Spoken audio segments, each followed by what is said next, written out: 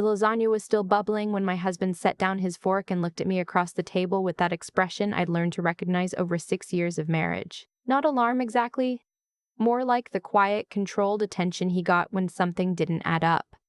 I didn't notice at first. I was refilling my mother's water glass and half listening to my brother talk about his latest project, the one he'd been hinting at for 3 months.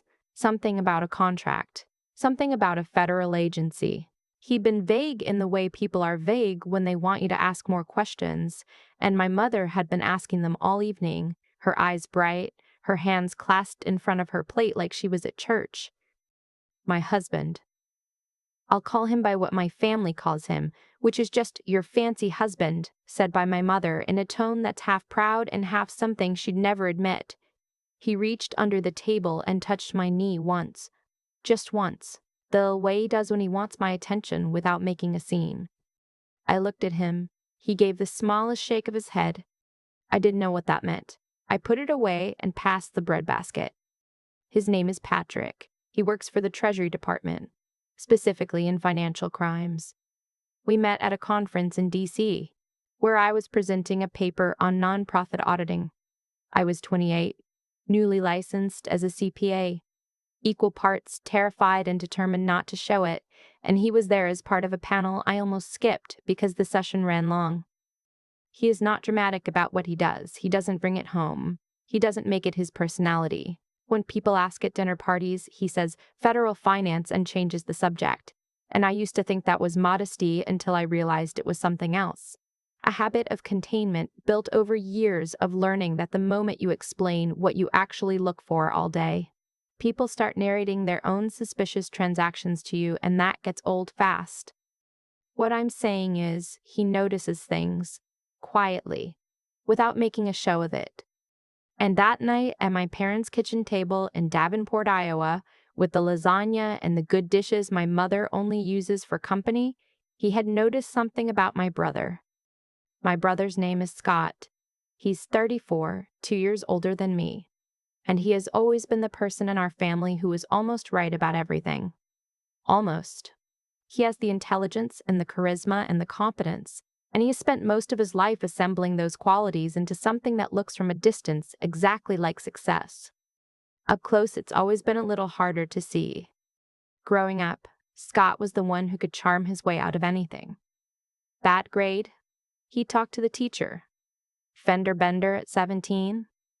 He handled it before my parents even knew. He had this quality of resolution, like problems that touched him had a way of quietly disappearing, and for a long time I thought that was just competence. My mother adored him. Still does. He's her firstborn, her golden boy, the one who left Davenport and made something of himself. She kept a photo of him on the refrigerator from when he graduated college, business administration, University of Iowa, 2012. And for years after that, she told everyone her son was in finance in Chicago. He was in Chicago, technically. Finance was doing some work. But I'm getting ahead of myself. The dinner was a homecoming of sorts. Scott had been in Denver for 2 years, which he described as a transition period, and he'd recently moved back to the Midwest. Not Davenport, but close, Omaha. And my mother had wanted a family dinner to celebrate what she called having everyone under one roof again. It was a Tuesday in late October.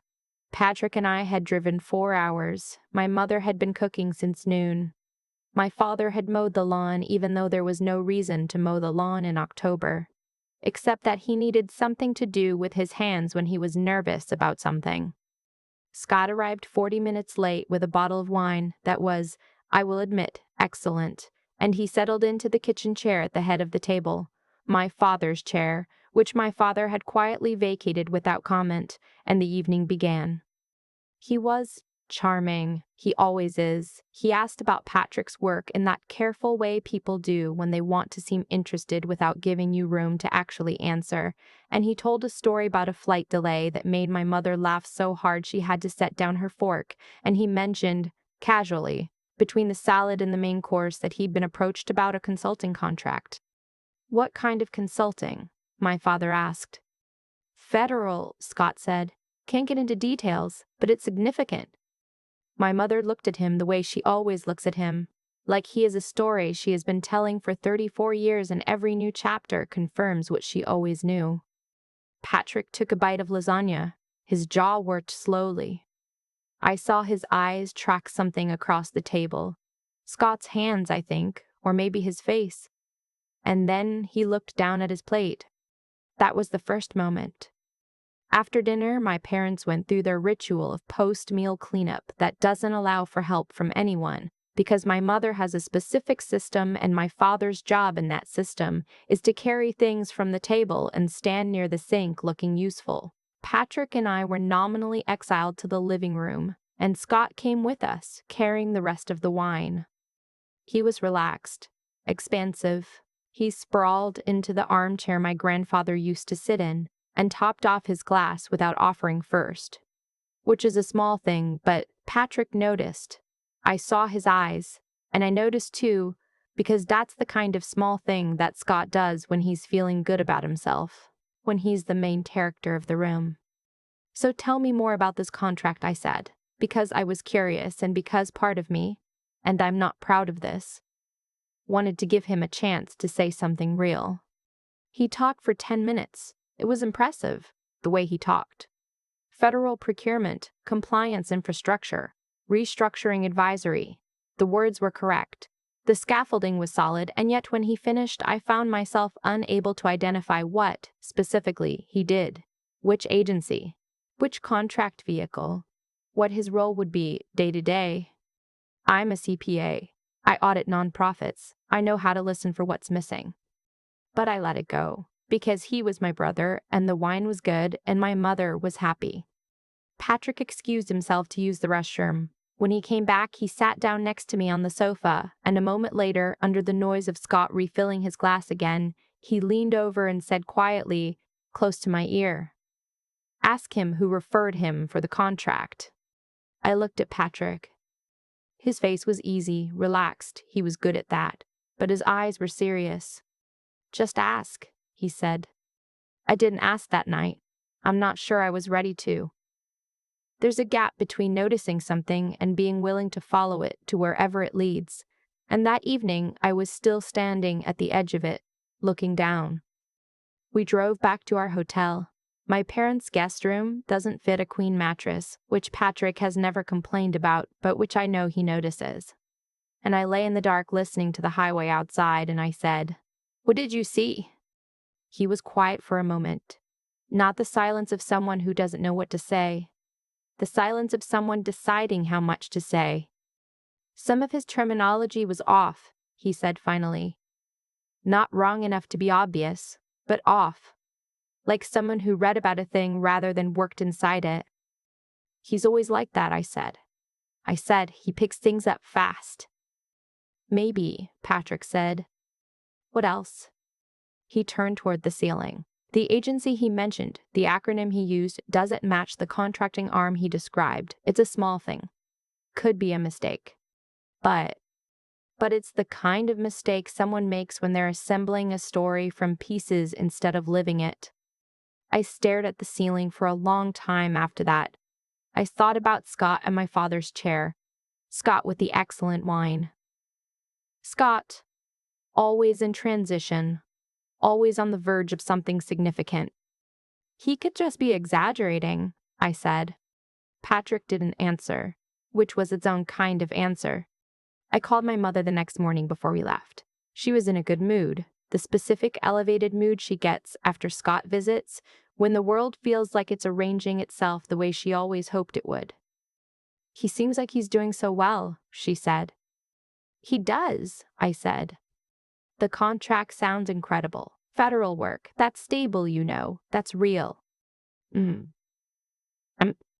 think he's finally turned a corner. I said something agreeable. I don't remember what. I was watching Patrick through the window of our room, standing by the car in the cold morning, his hands in his jacket pockets, not on his phone. Just standing there the way he sometimes does when he's thinking through something. I asked my mother one question before I got off the phone. I asked it carefully, like it was small. What company did Scott say he was consulting through? She told me a name.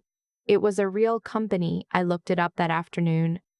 a small federal consulting firm based in Northern Virginia. 6 employees listed on their website. A LinkedIn page that hadn't been updated in 14 months. I texted Scott, "Hey, the firm you mentioned last night, how long have you been working with them?" He replied 2 hours later, still in negotiations technically. Should be finalized by end of month. Why? I wrote back, "Just curious, Mom was asking." He sent a thumbs up. I showed the exchange to Patrick. He read it twice. He handed my phone back and said, "The firm is registered as a sole proprietorship. One principal. It hasn't held a federal contract in 3 years." I sat with that for a moment. "So either he's confused," I said, "or he's building something he expects everyone to believe by the time it falls apart," Patrick said.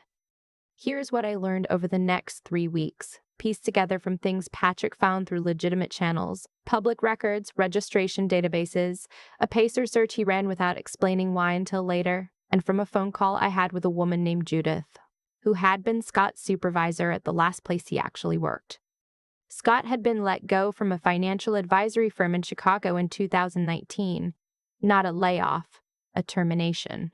The specific reason was never disclosed to me. Judith was careful about that, but she said with a steadiness that told me she'd thought about how to say this for a while, that there had been concerns about client representations, about what Scott had told clients he could do for them, about the gap between what he promised and what he delivered. He had then spent 2 years in Chicago doing what I still don't entirely know, some consulting, some gig work. The Denver move in 2022 was real. He'd had a short-term contract with a real estate development group that ended after 8 months. He told our parents it ended because he chose to pursue other opportunities. The federal consulting, the thing he'd been building up for months, the thing my mother had been telling her book club about, did not exist. There was no contract. There was no finalization coming at end of month. There was a company Scott had apparently been in contact with once, maybe twice, and a story he had been telling in expanding circles until it became, in his own mind, something close enough to true. I don't know when the line between exaggeration and something else blurs so completely that even the person telling the story can't see it anymore. I've thought about that a lot. I drove to Omaha on a Saturday in November. I didn't tell Scott I was coming until I was 2 hours out. I told him I had a client in Des Moines and I was passing through, which was not entirely a lie, and he texted back, "Sure, come for lunch." His apartment was in a newer complex near the university. Clean, sparse. He had a good couch and not much else in the living room, which made it feel bigger than it was. He made coffee and we sat at his kitchen table and he talked for a while about Omaha, good food scene, cheaper than Chicago, easy access to the airport, and I let him. Then I said, "I want to talk about the contract." He looked at me. Not the easy look from dinner, the performance of relaxation. This was something quieter and more careful. "What about it?" "The firm you mentioned." Patrick looked into them. "They haven't had a federal contract in years." He was quiet. "And I talked to someone from your old firm in Chicago." He set down his coffee mug. His hands were very still. I recognized that from when we were kids, Scott getting very still when the shape of something was becoming clear to him. "Why?" he said, not angry, just the word flat. "Because Mom thinks you're about to close a federal contract and tell the whole family about it, and I needed to know if that was real." The quiet stretched out long enough that I could hear someone in the hall outside his door, footsteps going somewhere. "I was going to make it real," he said finally. "Scott, I had a contact there. I do have a contact there. I wasn't making it up entirely. I thought if I talked about it enough, it would." He stopped. He picked up his mug and put it down again without drinking. "I don't know what I thought." "How long?" I said. He understood what I was asking. How long had he been building the story? How long had the gap been between what he told our parents and what was actually happening? "Since Denver," he said, quietly, like it cost something. "Denver was 2 years ago." I want to be honest about what I felt in that moment, because I think the honest version is more complicated than the clean version. I felt sad. That was the main thing. a real heavy sadness that started somewhere in my chest and didn't really move. This was my brother across the table, the person who used to drive me to school when I missed the bus and who called me after my first bad audit and talked me through it for 45 minutes, and he looked diminished in a way I hadn't seen before. I also felt something that took me a while to name, which was relief. Not relief that I'd caught him, not anything vindictive, just the relief of the story finally making sense, of the almost right adding up to something real. And underneath both of those, quieter, I felt afraid of what it would mean for my mother to know this, of my father, who would go silent in the specific way he goes silent when something can't be fixed, of what Scott would become in our family's telling of it once the truth was out, because I know how families work, and I know how a story calcified into a single bad moment can follow a person for decades.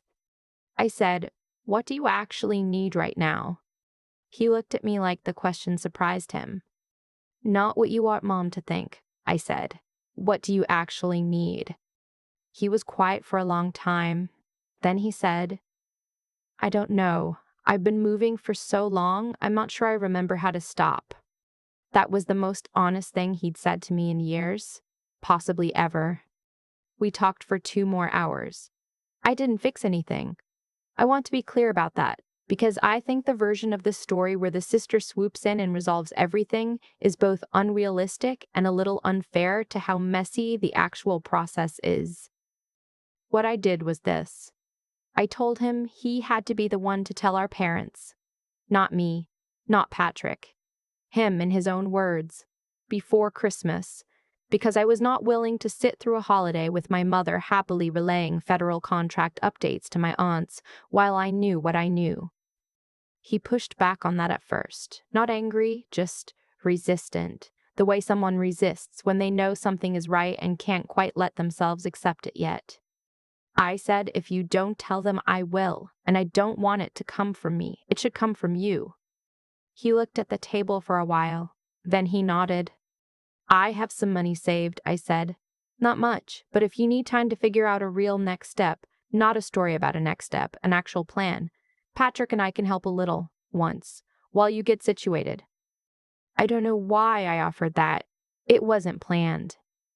It felt like the right thing and also possibly the thing I'd regret, and I made peace with both of those being true at the same time.